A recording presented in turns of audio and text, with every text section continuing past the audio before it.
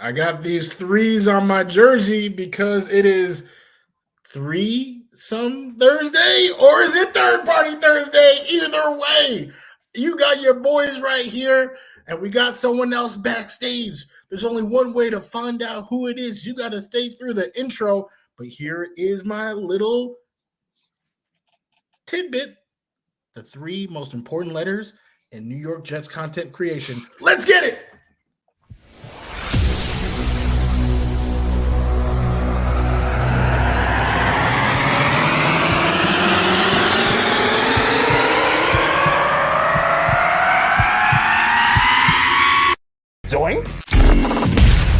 It is unequivocally the Super Bowl for New York Jet fans. Field Yates, baby. Field Gosh darn Yates. Let's bring him on the show. Come on, people. Connor Rogers is joining the show. What's up, Connor? But Trevor Gosh darn Sycamore, baby, for me, personally, my favorite New York Jet of all time. Wow, it's great to be on. What an intro that was right there. Paul, nobody does an intro like you, man. Paul, you give the best intro of literally any podcast that I've ever been. I'm gonna lose my gosh darn bananas.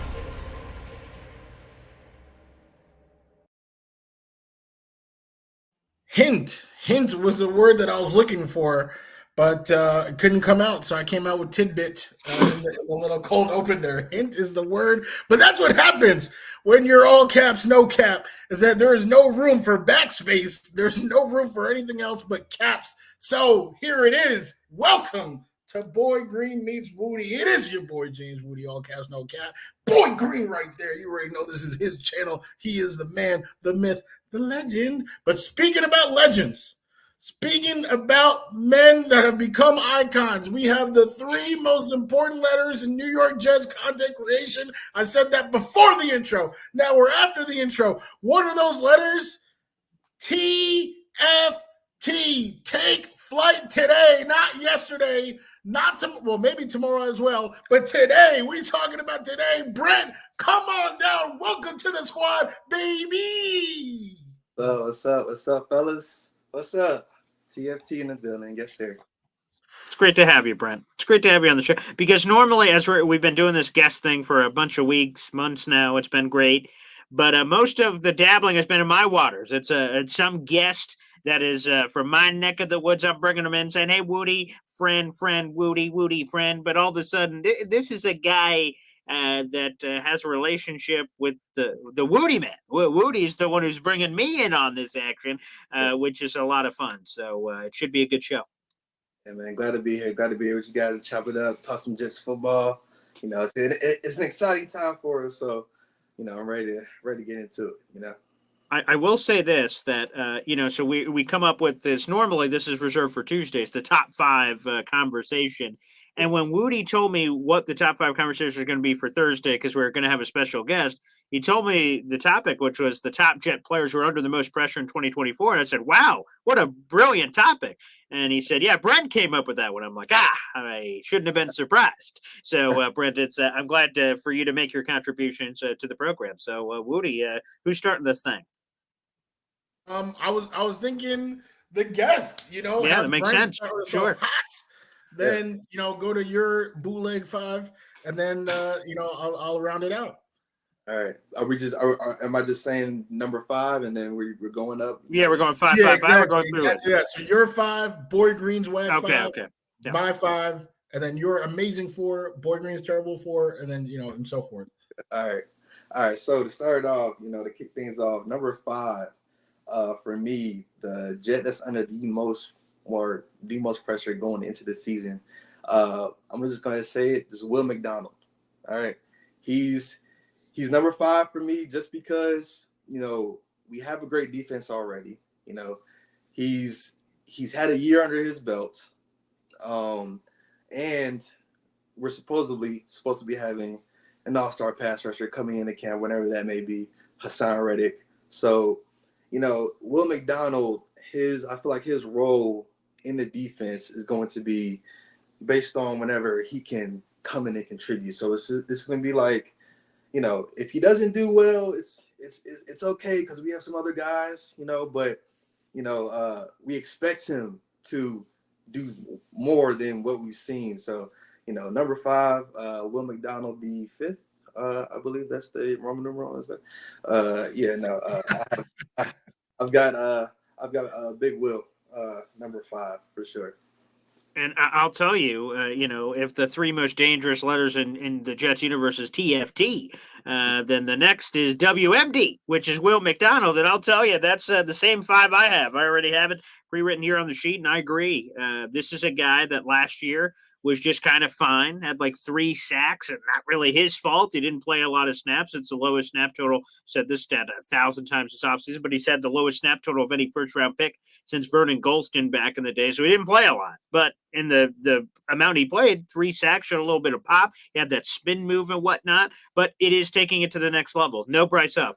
No John Franklin Myers. The pressure increases even more so on this guy that a lot of Jet fans looked at it sideways when he was the 15th overall pick in the first round. And now he's a little bit higher on the totem pole, a little bit higher on the batting order, if I may, in terms of those pass rushers. And especially with what you said about Reddick, regardless of what happens there, Will McDonald's higher up on the food chain. So I'm really excited for this guy, but a lot of pressure for him to deliver because the Jets are counting on it.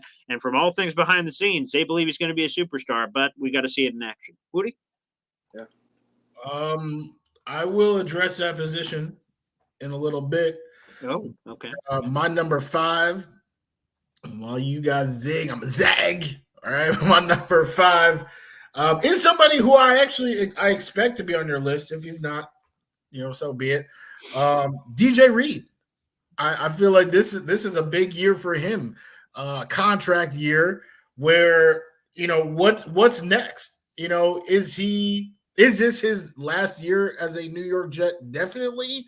Is there a future for him? This is where he can really step up. I mean, there's a lot of hype, behind him, Quantas Diggers. I personally would be shocked to see anything, happen outside of injury there. But, the Jets kind of seem like they have their contingency plan, locked and loaded, ready to go. But maybe DJ's not ready to go. This is his chance to kind of say, hey, look at me. And if this is his last year as a New York Jet, then this is an audition to the rest of the teams that pretty much completely ignored him the last time he was in free agency. So now, hey guys, look at me. I'm worth the big bucks. So I think there's a lot of pressure that DJ has to kind of prove himself to either this organization or any other out there. Good. I don't have DJ Reed on my list. I'll just be straight up. He did not crack the top 5 of the list, but he gave some compelling reasons, which, every blind squirrel finds a nut, I guess.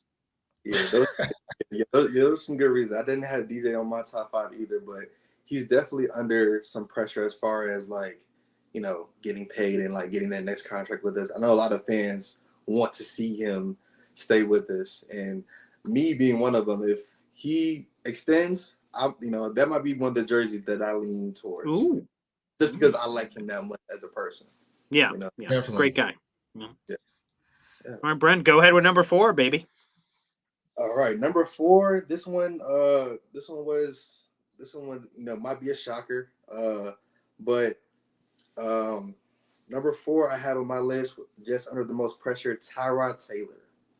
What? All right. Yes. Listen to me when I say this. Definitely. Okay. Definitely.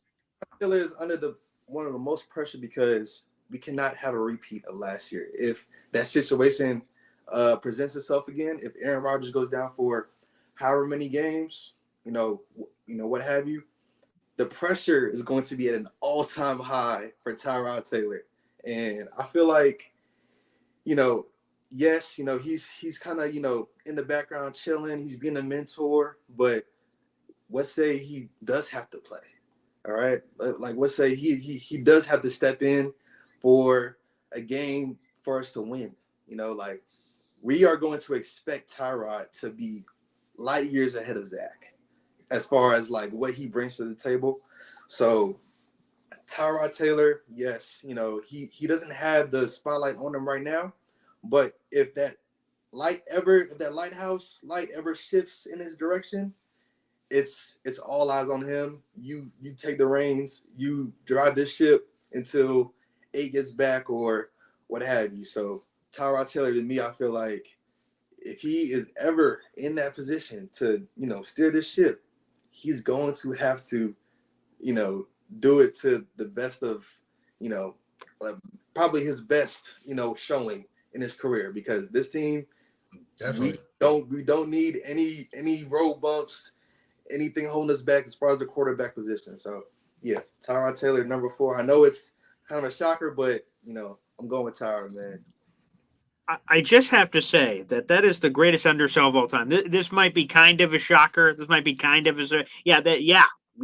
no doubt that is a shocker on the list. And then you said, but we expect him to be light years better than Zach Wilson. If we're talking about a limbo bar, like where that could be, I don't think we to surge past Zach Wilson. I don't know how much he has to do. It's probably what he doesn't have to do, perhaps, that could get him there. And again, when we're talking about pressure, I hope the other pressure we're talking about Tyrod Taylor is perhaps pressure he's applying to the clipboard that he's holding for much of the season. But that's neither here nor there, I suppose. But also did not make the top 5. Thought we were going in the same direction. Thought we had a good vibe. Will McDonald.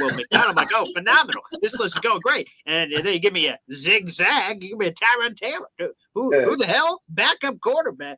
Okay. All right. Then I like it. A little variety in the diet. Not bad. Okay. Yeah, I had to throw that wrench in there because, I was watching highlights of last year, like while I was making, I was just like, that 2 is going to look a lot different if it's on the it's going to be a different 2 up there. Oh, and, I hope so.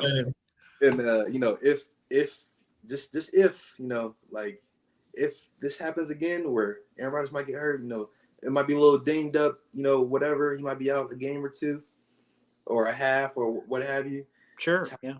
That pressure for Tyrod, you win us that game, buddy, because we know you can. So, yeah. Okay. Again, you said you threw a wrench in it. I felt like you threw the whole toolbox in it. But either way, let's go to the next guy on the list. This is a guy, and this is if it was a Facebook status, it'd be complicated. That's probably the best way to describe this individual. It's Elijah Vera Tucker under a tremendous amount of pressure while his money is guaranteed. Next year, he's owed $15.3 million. The Jets exercised his 5th-year option. It's the pressure of like, okay, can this guy freaking stay healthy? We saw it in 16 of the 17 games his rookie year, and then the last 2 years have been a bag of injuries. And I'm going to be honest, one of the most annoying things people say is, when healthy. When healthy, brother. When healthy, we haven't seen that in 3 years, for Pete's sake. So I need some pen to paper. I need rubber meets road. I need AVT to stay healthy. He's a pivotal piece to this offensive line. Because if he ain't doing his job, then we might be seeing Tyrod Taylor, Jordan Travis, and everyone's grandma playing quarterback, for Pete's sake, for this gosh darn New York Jets team. It's about staying healthy. And for the love of everything that's holy, I hope the coaching staff lives up to their word. Apparently, Hassan Reddick didn't when he was talking to the Jets, but I'm hoping in this particular case that we get it when they're like, we're going to keep him at the same position. We're not going to mess with him. Well, let's hope so for this season, because that is the commonality. When AVT's been able to stay healthy, he played one position his rookie year, and he played it darn well. When he's been moving around, that's where all these injuries have come from. Coincidence? I think not. So give me some AVT. A lot of pressure for the young man to finally stay healthy after all this topsy-turvy nature. Oh, yeah. Definitely there is pressure on AVT. And I think there's pressure on Tyrod too. So, I haven't seen a bad answer in this top 5 yet. Okay. You guys might flame this answer though, I won't lie. Oh boy. Middle child syndrome. You guys familiar with it? I am a middle child, so I suppose so, yeah. Oh, you are? Oh, okay, yeah. Yeah, I got older brothers, younger sisters, so yeah. Yep. That puts you in the middle. Yeah, that's the math of it, Wudi. Thank you. Yep. Yes. So, you guys focused on the unknown, which I respect, but usually they give that younger sibling, a little bit more leeway. He's just a baby. It's okay. He didn't mean to slap that brick on your head. He's a baby. He's learning. He's learning. Good Lord. The middle child, I meant a block, but I said brick by accident. Randy, wow. Okay, different family at the Wudi residence. Jesus, let me know next time. Strong baby. But the middle child, I think the pressure is on that person because the older child, we know what they do. We know what Hassan Reddick can do.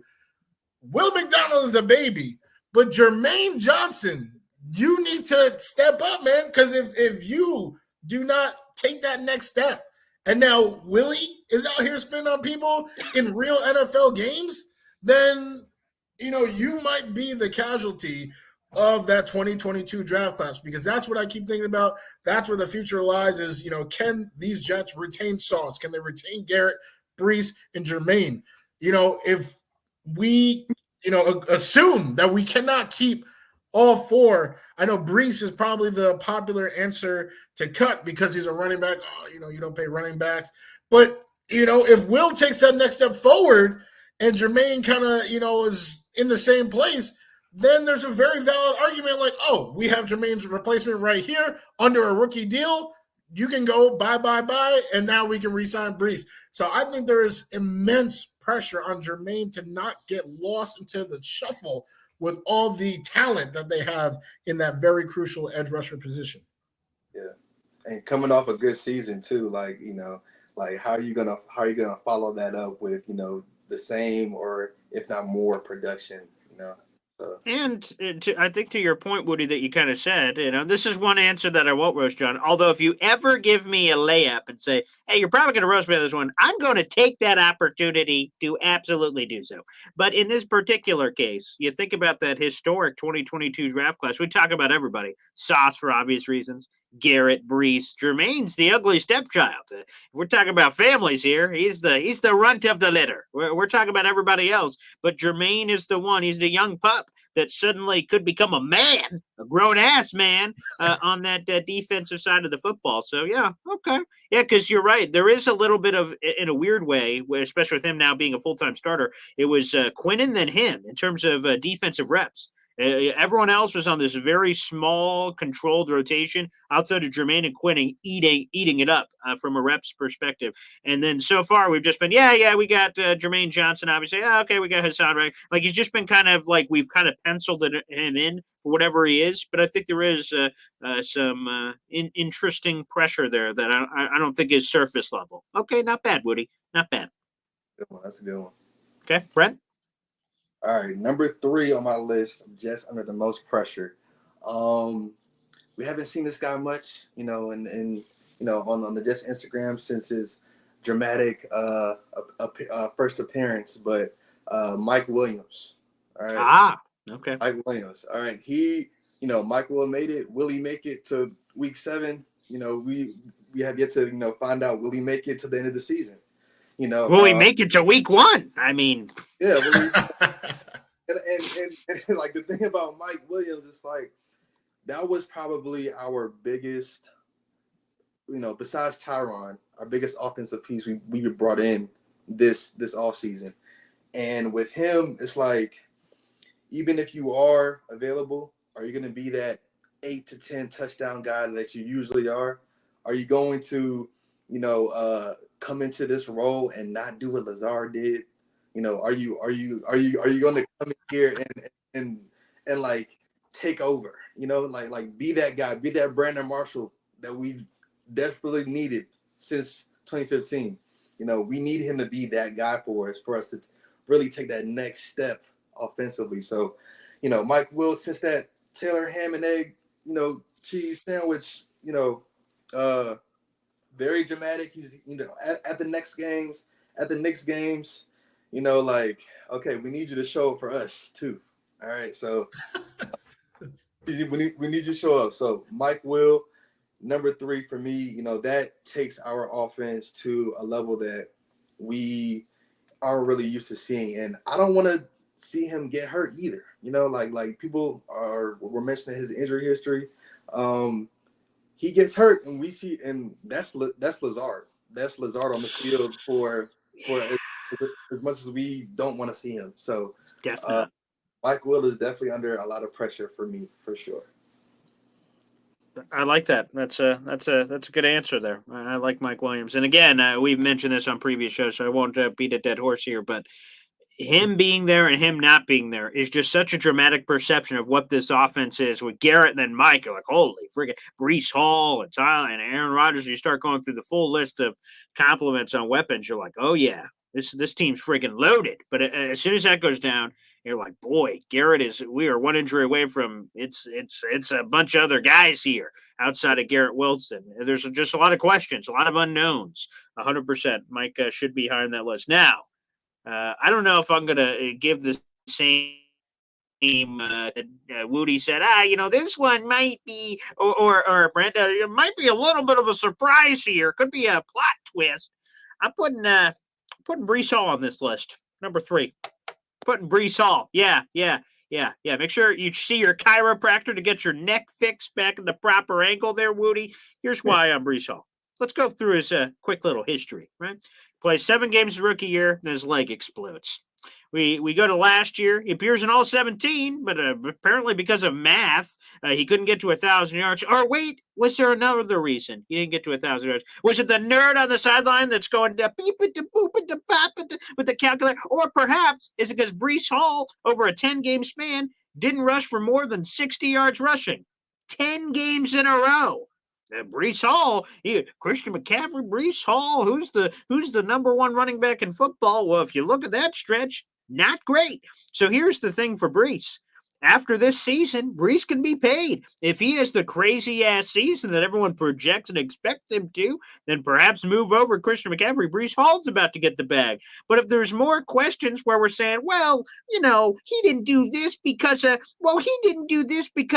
sounds like a lot of excuses. Sounds like a lot of blah, blah, blah. It's time to step up to the plate, man. Whether that's 1,000 yards rushing, whether that's rising to the NFL elite. I think you could say the same thing about Garrett in a different way, that he's had good team success from a Jets perspective.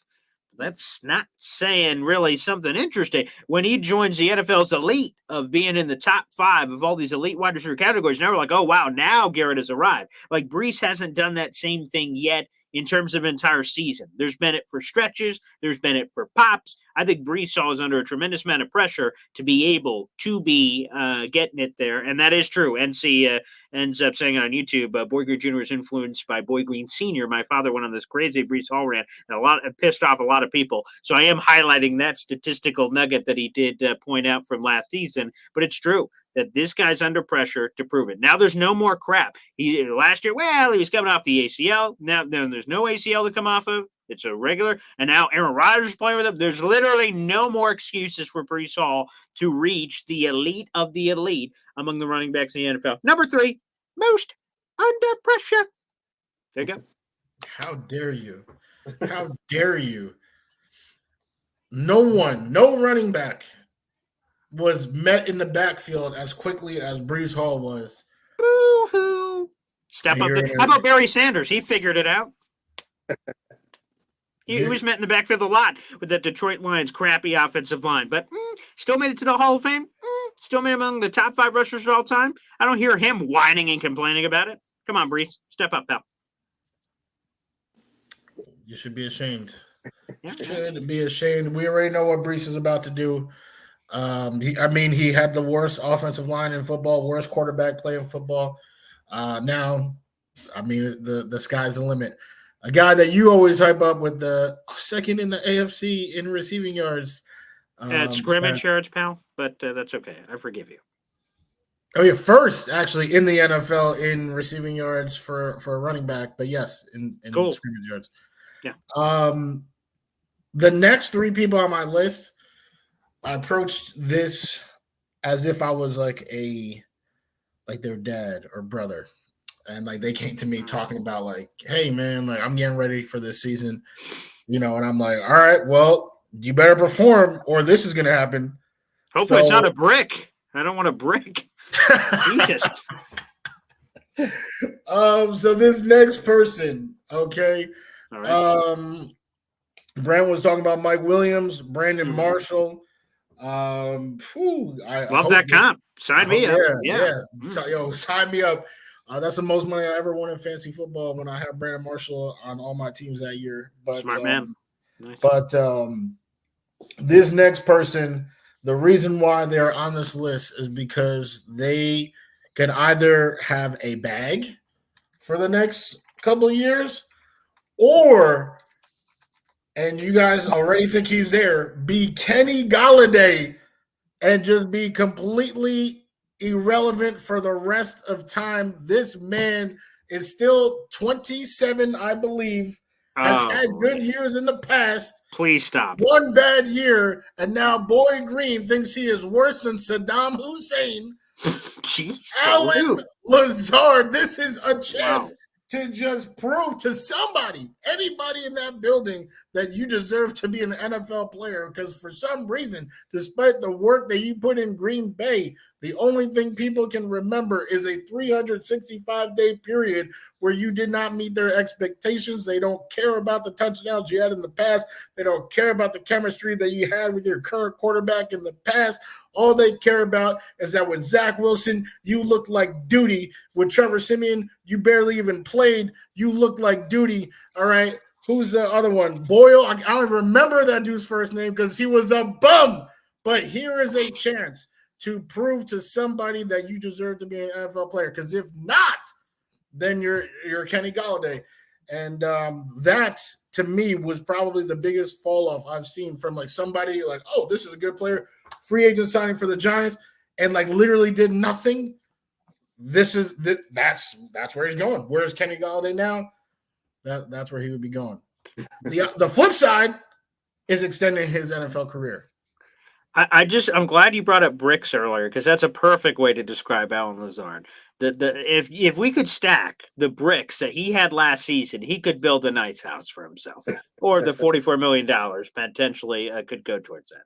Wonderful. Your weird, and first off, the family references throughout this show thus far, and then I'm looking at him like a family member. I would excommunicate that family member. That family member would be out. We would have an intervention and say, hey, you need help. And then as soon as they leave, we'd move. And then he'd come back to the house. Well, and he'd be Will Smith, Fresh Prince of Bel-Air, looking around the room. Whoa, where'd everybody go? That's what Alan Lazard would be. Sick. But okay, thanks for putting him on the list. Well, my boy NC thinks it's a fair choice, so I'm okay, well, what the hell does NC know anything about anything? Okay? He knows that you literally, your dad just put his hand up your butt and just had you go on that Breece Hall rant. So he knows a lot. He knows a lot. Let me just tell you, NC, the best decision he made is, of course, as we could see on the little logo, being a member of the Boy Green Coffee Club, a YouTube membership group. That was clearly the best decision he ever made. But this Lazard, fair choice. I mean, unbelievable. I wish he would have a logo on his name forever for agreeing with you on Lazard that I could remember forever. The disdain for making that kind of take. Absolutely disgusting. But that's neither here nor there. Lazard, he's... It's like a 50-50 for me. It's like Lazard is like, I don't care. Is he going to catch the ball? Is he going to drop it? Yeah, it's 50-50 for me too. A lot of the refs did this. A lot of this. Not sure on that one. Seemed like he bobbled it. Yeah. It's like, I don't care. All I got to say is with Boy Green, put Boy Green in a room with Hitler, Saddam Hussein, Alan Lazard, give him 2 bullets. He is shooting Lazard twice. I don't get it. I do not get the hate that Boy Green has for this man. But Brent, please talk to us. He kept interrupting you while you were giving your takes on Alan Lazard. Oh, yeah, no. Lazard is just, like I said, he's just a 50-50. We didn't see him with Aaron Rodgers. We have to, give him that benefit. But at the same time, it's like, you're an NFL wide receiver. What are we doing here? Let's get open. Let's catch the ball. Zach was, it's not like he was, giving him the perfect throws, but, he was given the opportunities to make plays. And I don't think that he lived up to his expectations. If Aaron Rodgers is, his only source of protein out there, then, so be it, but if Aaron Rodgers goes down, Lazard, that's where the pressure comes in for me. But I feel like with Aaron Rodgers there, Lazard he feels more comfortable. He feels like himself for whatever reason, but we'll see. We'll see. All right, Brent, try to save this list. This car is turning off the course. Get us back on course with your next name on this list. Yeah, so number 2 is somebody that's already been said. I'm going to piggyback off of you, Boy Green, AVT. Number 2, I have him this high because our offensive line was atrocious last year. And like, you know, with AVT, it's like every season, it's like it's getting cut short for whatever reason. And it's like, can you be that Pro Bowl, piece that we know you are? Like, this is the year to prove it. And we have Aaron Rodgers coming back, of course, but you don't have to move around too much. We have people in other places for you. You can stay in one spot. You don't have to be a Swiss Army knife for us. Stay in one spot. Show us what you can do. Don't get hurt, and be our best offensive lineman, because I feel like he has been given that title the last few years, and then he's gone for hopefully we sit him against the Broncos this year. That's Yes. that's what I hope. Give him a break that game. Put in whoever our backup guard is, and that's another thing. Like, if he goes down, who's coming in for him? It's like he is the most, I guess, important piece to this offensive line than anybody else is in the trenches for us. So AVT, he's got to stay healthy. He's got to be that guy on our offensive line. He's got to make the Pro Bowl. He's got to prove to us. And I feel like the only reason he hasn't made the Pro Bowl was because season were cut short.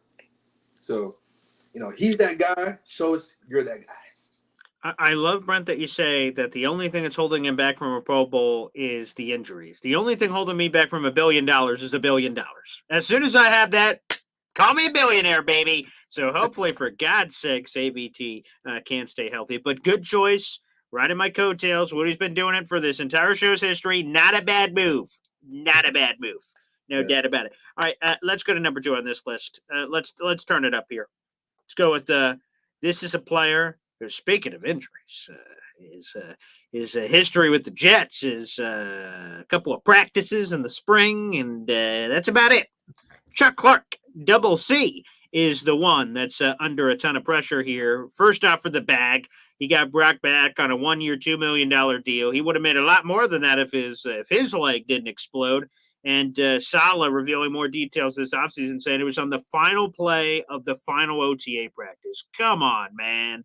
That this guy, they were about to break for this break that we're in right now. Chuck Clark's ACL still would have been intact if they just said, you know what, let's just cut it short. And then he would have been perfectly in there. This Jet safety room, I was just reading an ESPN article, called it the weakest group on the entire team.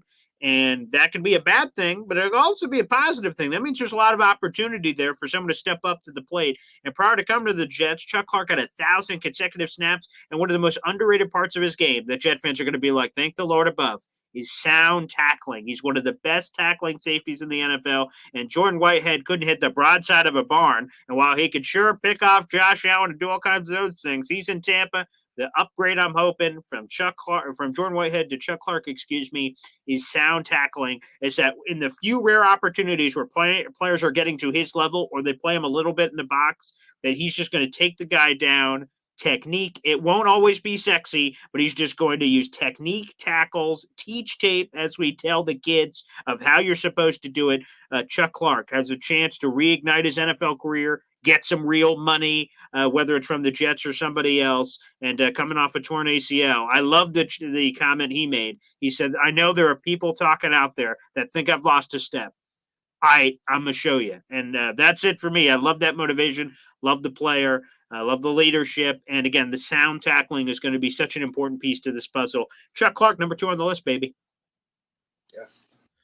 The way you phrase that, talking about injuries, talking about his history as a couple of, plays in the offseason, I thought like, oh, do we have the same number 2? Because everything you said can be applied to my number 2. Just add in 4 additional plays in the regular season. And we are talking about the guy, Aaron Rodgers. Now, if you want to be selfish, if you want to be a Jet fan and think about the team before the guys, then obviously organizationally, the most pressure is on Rodgers. If Rodgers is, plays like Mr. Rogers, Fred Rogers out there, this entire regime is done. It's over, right? All the chips were put into this Aaron Rodgers basket.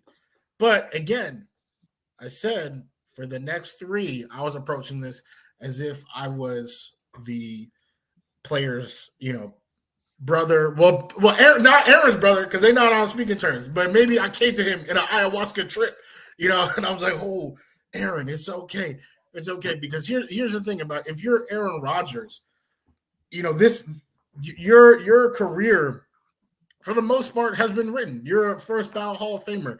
No one remembers Tom Brady getting smacked by the Dallas Cowboys his last playoff game as a Tampa Bay Buccaneer and how bad they were that season, making the playoffs with a losing record. That season was ugly. What they remember is the GOAT, making, Adam, right? That's what they remember. They remember the career. Aaron Rodgers, they will remember his career. He will be revered forever, no matter what happens. Tears Achilles again. He's still going to Canton. The pressure is more organization based. Salah's out, Douglas is out, everybody's out. Hackett, I would love to personally kick his rear end as he gets out, right? But of course, it's the internal, right? Boy Green just said, Chuck Clark, oh, you think I lost a step? Aaron Rodgers, oh, tell me your timetables, then watch what I do. If his team wasn't complete ass while he was gone, he would have came back last year and probably given us the greatest story of all time. So there is obviously a lot of pressure on Aaron Rodgers, but I think the reason why I couldn't put him number 1 is because no matter what happens this season, he will still go to bed a first ballot Hall of Famer and one of the greatest quarterbacks to ever play this game. That last point, Woody, is why I didn't put him on the list at all. Like, I think he has a chance to increase the legacy, right? So he's a Hall of Famer right now, and he could join a very elite group of quarterbacks that have won Super Bowls in multiple places. Trivia time. Do either of you know the only 2 other quarterbacks in NFL history that have won Super Bowls in multiple places? Peyton and Brady. That's it. There you go. Brent was rushing to it, but Woody jumped the gun. But that's it. It's Tom Brady. Yeah, that's okay. That's okay, Woody. We forgive you, I guess. But yes, it is those 2 that have done it, and he could become the 3rd quarterback. He's going to bed, first ballot Hall of Famer, could be to another level of elite to be able to do. And plus, I think a Super Bowl in Jets land counts a lot different than Green, where it's title. They've won all these Super Bowls before, Brett Favre and Bart Starr and all these other guys. But that's why I didn't put Aaron Rodgers on the list at all, because I'm like, sure, there is all the pressure that you said. That makes sense. But, like, if this all flames out, people are going to be like, those Packers days were a bunch of hooey. No, of course. He was a first ballot Hall of Famer there. Again, that's ultimately why I didn't even put that bastard on the list. But, Brent, what say you? I like what he said about Rodgers. I like what you said about Chuck Clark too. Like, he's definitely under the microscope. We still have to see him play. Like, I feel like he was a big piece coming in, and I really want to see him do something with us, because with the Ravens he was a dog. So I'm trying to see that same stuff in our defensive backfield. But if we're going to number 1, it was a great segue, Woody, because, and I'm putting the jersey on backwards for a reason, because I want everybody to see his name. I want everybody to see his name right here. Mr. Rodgers. He's my number 1, man. He's wow. number 1. I like with everything going on in the media right now, with them saying him missing camp is the end of the world, and this is why he's the way he is. He's arrogant. He's this. He's that. Like, the pressure for him, it's raised to a different level now, because he's coming off the injury. People seemingly forget that. Okay, yeah, he had an Achilles injury, whatever. But now it's time to win. Now it's time to put all that behind you. When even if you have a solid excuse to, like, last season, and people are still gonna find ways on TV, on ESPN, on First Take, to slander your name, and don't give them a reason to be right. You really like you cannot give them a reason to be right. Jets fans don't want them to be right. You know, go out there, win, get us to the playoffs, do what you do, and you know, be that guy that we expected you to be for more than fourth place. All right, let's do this. You know, like this is like, you know, you're coming on 40 years old. The window is shrinking. Your legacy is cemented. You are good for life. End it on a bang, just like those other two guys did. You know, that's his bucket. That's really the only difference between him and them. And of course, Brady has multiple whatever Super Bowls, but that is, you know, that biggest bucket. Can he get over that hump? Can he do this on another team?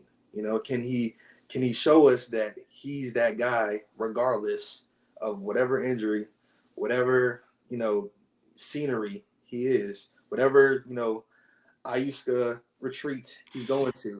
You know, like he, you know, we want to see that. You know, we want to see that in New York. You know, Rodgers, he's, you know, I have him at number one because, you know, he thrives under pressure. So like I want him to be under this pressure because I feel like that is going to raise that level of intensity for him going into the season. I'm ready to see it. And by the way, it speaks for itself. The 2 MVP seasons were when people said, and people forget this, people said Rodgers was washed prior to those 2 seasons. He had a couple of years that looked like it was going south, and people were out in the social media street saying, Rodgers done. When's he retiring? And he went, bet, MVP, bet, MVP. So I hope he channels those demons, and I hope the Shannon Sharps, this is why he hasn't won more, condescending, off-putting, aloof. Oh, I hope Rodgers just, That's what I hope is happening there with Rodgers. Exactly. Unbelievable. Exactly. Again, I don't have Rodgers on the list, and in the middle of the show, I'm like, let me reread the Wudi text to make sure there wasn't a loophole. And there was no loophole. So I had to cross off what I had because he had Jets players. I thought he just said Jets because I think we can all agree it's the Douglas and the Saleh and the Hackett and the whole hoopla. And I'm like, oh, beautiful. There's your number one. But I reread the message, and Wudi was very clear. Players. So I'm like, whoop, quick audible at the line of scrimmage. But that's okay because that put someone on the list I wanted to put on. And earlier, we had a Jets corner appear, but it was the wrong Jets corner. Sauce Gardner is the one that's under the most pressure. And let me explain to those that are less inclined. Let me do my service here. Okay. Sauce is a first-team All-Pro in his first 2 years. No corner has done that in the modern era. But the little whispers about Sauce, Mr. P.I. Merchant, is that he is only on one side. He's this. Teams are throwing away from him. How many targets and all that is he getting? Well, Sauce says, hey, I'm going to be doing some shadowing. I'm grabbing the luggage, and I'm going to be doing some traveling this season. Saleh says, okay, we're going to be doing it. Not full-time, not exclusively, it appears, but they're going to be doing it. So now the proof will be in the pudding. We have all kinds of marquee matchups throughout the season. Justin Jefferson, Sauce Gardner in London. And we have a couple more of those matchups. Look through the schedule. You guys can comb through and see some of those big name matchups that Sauce has an opportunity to battle against. Tyreek Hill, of course, in Miami, or Jalen Waddle, whichever side he's on for that.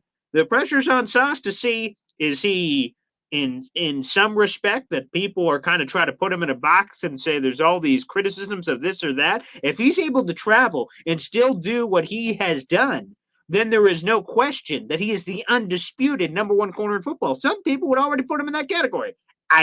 But if you want undisputed, no question about it, doing the traveling, doing the Revis, and removing the opponent's best wide receiver and erasing him from the game and being able to do that. And there has been a lot of comps between Sauce and Revis. There's a lot of franchise comps, right? You like comparing a receiver to receiver in the past. You just did it with Mike Williamson, Brandon Marshall. People love doing that. And there's been a lot of Revis Sauce.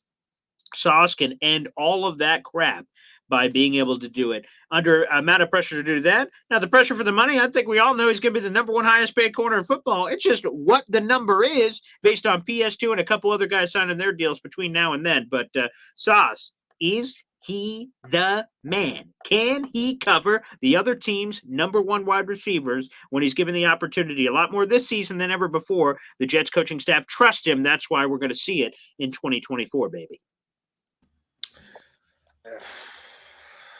Your list is looking real shaky, Boy Green. It's looking real shaky. I see him travel too. I want to see him travel different receivers. Thank you, Brent. Thank you. I mean, travel, but the number one most pressure on the team sauce. Yeah, that's that's how the list works, Woody. He's at number one. That's the pole position. Yeah. Yes. Well, Brent's number one made an appearance on somebody else's list. Yeah. My Incorrectly, number but yeah. one actually made an appearance on somebody else's list too. I'm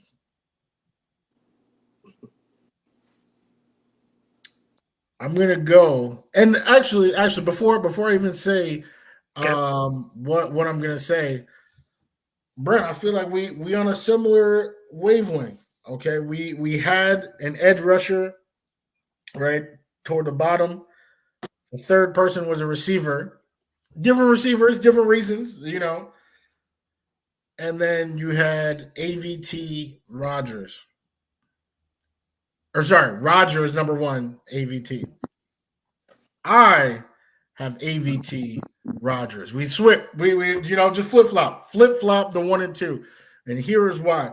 Again, approaching it from a insider, brother type role. Hey man, you can get paid. You can get that bag. You play your heart out right now, right? All pro, right? That's what we think is a ceiling for AVT is all pro. You can get all pro money. Right now, they accepted your 5th-year option. They want you on the team. Earn that contract right here, right now, by giving it an all pro try. Or you can get hurt again, be labeled an injury risk, and sign a contract like what Mekhi Becton did. 1 year, $2.75 million.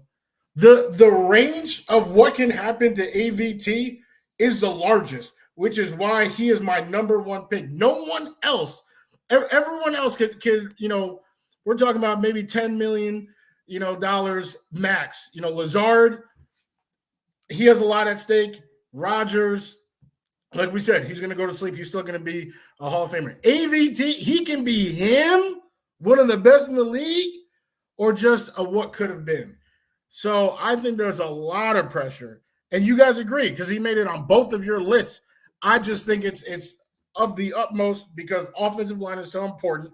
The success of that unit actually determines the success of the whole team, right? When he was gone both years, the team looked way different. Brees did not perform as well, right? The passing game was ass. So I think AVT being healthy, being a part of that team and reaching his potential, that is what we all need. If he gets hurt, that's the worst case scenario. Him getting hurt, that, like Boy Green said, we got him for the 1 additional year, but after that, it's that Mekhi Becton, what could have been, coulda, woulda, shoulda. He needs to step up. This is huge for him as a person, for his entire family, generational wealth, but it's also huge for the future of the New York Jets franchise that is trying to rebuild an offensive line. And Tyron Smith is not going to be here a long time. Morgan Moses isn't going to be here for a long time. We hope it's a good time, but it's not a long time. AVT is that foundational block that you hope you can build around him and Tippmann and then go outward for the foreseeable future. So Elijah Vera Tucker, formerly known as Elijah Vera Tackle, he is my pick for the number one under the most pressure for New York Jets players. Again, a little high because he's got the $15.3 million fully guaranteed for next year. But all right, there's we all had him on the list. You just drank a little too much of the Kool-Aid, but that's okay. That happens at every party, every family affair. Someone sips a little too much of the Coolidge. That's all right. And AVT's under that pressure, man. He needs to this is his year. He's got to show us that he's durable, man. Because come on, Like it's like show us you can last till week 10 and beyond. Like let's. Because it is the annoying thing, to be honest, to hear people just say all the time, "Oh man, when he's healthy though, he's an All-Pro." Like when national media says that, local, it's just annoying because, like, while it may be true, we haven't seen it. We're going back to his rookie season. People give a lot of shit to Mekhi Becton because he hasn't shown the great stuff since his rookie season. You could make an argument AVT is the same thing. He hasn't shown his full bear since his rookie season. That's outrageous. That's true. If you take off the shades, AVT number one on your list, it's true. What do you mean? AVT has played Mekhi Becton did not play 35 straight games. We didn't see him at all. It wasn't that, we didn't see him. He didn't see him at all. Okay? So it's better to see some than none? How about all? How about AVT? That's clear. That's not the same. Some is not the same as none. That's simple logic. Like, what are you talking about? The simple logic is this: AVT hasn't shown it since his rookie year. That's facts. He hasn't shown the ability to play a full season since his rookie year. He has played. He didn't play a full season. Whoa! He didn't play a full season his rookie year, sir. Go back to the stats. Oh, the ability to play 16 games in his rookie year. Thank you very much. Cool. I just want you to make sure you're getting your facts right. Yeah. AVT, when he has played in the 7 games that he played at a high level. He played better in those 14 games combined than Mekhi Becton has ever looked in his whole career. They're not at all the same. That's my favorite. Viewed similarly, which is why I brought up Mekhi. I'm the one that brought up Mekhi and said that, AVT could get that type of contract. But to say that narrative, that you could put them in the same bucket as what they've accomplished, is outrageous. Boy, if we were playing a UFL season and AVT gave me 7 starts, woo, that feels phenomenal. We're playing in the NFL, baby. 17 games. AVT, you start doing the math. You combine the 2 last season, you haven't played 17 games, for God's sakes. Like, come on, man. I'm sick of the hoopla about him. Everyone's saying all-pro and healthy, all-pro, Pro Bowl, all this one healthy. He hasn't been healthy. So just shut up and show it. That's it. Plain and simple. Out there. There you go. Yeah, he's our best lineman anyway. Regardless of whether he's played this many games, like I feel like he is our best lineman. He has the potential to be our best lineman. It's all there. Let's see it. Like, TBD. But Brent, I appreciate you gracing us with the list, the idea, the coming on, jumping over from the Instagram land where we are, by the way, streaming on the James Wudi, along with YouTube and Twitter. So please let's give some plugs, because as I see this for TFT Take Flight today, there's some live streams occasionally, hype videos, graphics, and it's a whole shish kebab of what's going on there on the IG account. So Brent, give us a little taste for people that are watching on some of the other platforms what Take Flight today brings to the table. Yeah, no, it's just a platform that I started a few years ago. Just for me to get my creative juices out, as well as my Jets fandom. I take pride in my graphics and, putting together, good content, for the masses. And, I love talking to, Jet fans, any person, any fan that wants to talk Jets, my DMs are always open. I love talking to anybody, anytime about the Jets. So, I make, videos, and I just, find a good passion doing it. So, check me out. Brent, I just got to say that I love the pride you take in making good content. I wish Wudi would take a page out of your playbook when he's putting these lists together to put together some good content, but that's neither here nor there. Beggars can't be choosers, I guess. But Wudi, any final thoughts? Of course. Thank you, Brent, for coming on the show. I mean, this is one of the fastest rising pages on Instagram. I'm talking about Mark Sanchez sharing the content. U Stadium. Ever heard of him? Sharing this man's content. Tyler Conklin. I mean, this guy is networking. He is growing in the New York Jets community. It is a privilege to talk to him, have him on this show. I think, I hope these lists that we did today, you will see them on Instagram, so you can look out loud. Because maybe, when we say it all like this, you probably can't remember like everybody's list. But when you see Boy Green's list, please, I hope you have a barf bag next to you, all right? So you can just, not mess up your floor or your clothes or anything like that. but you will see this, and that is the beautiful, beautiful artwork, the incredible hard work and dedication that Brent puts into his product. So thank you again for coming on the show. Third Party Thursday, one of the best ones yet. Had a lot of fun with these lists, and we'll be talking to you guys next week. Looking forward to it. Peace out, everybody. Right.